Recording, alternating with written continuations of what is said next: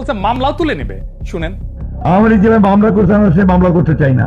যদি মামলা হয়ে থাকেও আমি আপনাকে কথা দিচ্ছি সমস্ত মামলা তুলে নেওয়া হবে।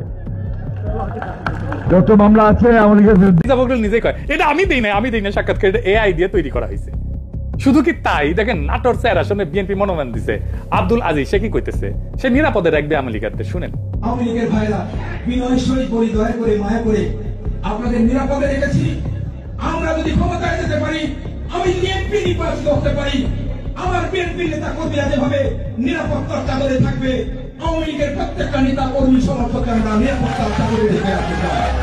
আমার মন মাসুম, মোস্তাক মাসুম বালা ও কইতেছে আওয়ামী লীগারদের যে জামাত যেন ভোটে না জিতে, তারা জিতলে গেলে হাসিনাকে ফাঁসি দিবে, তারপর ক্ষমতা যাবে। বেয়াকুব বুঝেও নাই। আগে শুনেন, যারা আওয়ামী লীগ করেন আপনাদের উদ্দেশ্যে আমার এক মিনিট কথা। আওয়ামী লীগ বিগত সরকারের সময় সবচাইতে বেশি ক্ষতি করেছে জামাত ইসলামের।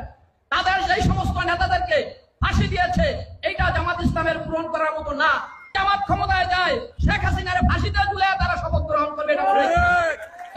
বেয়াকুব বুঝেও নাই। ওই মিটিং এ সবাই এই কথায় জামাতকেই ভোট দিবে।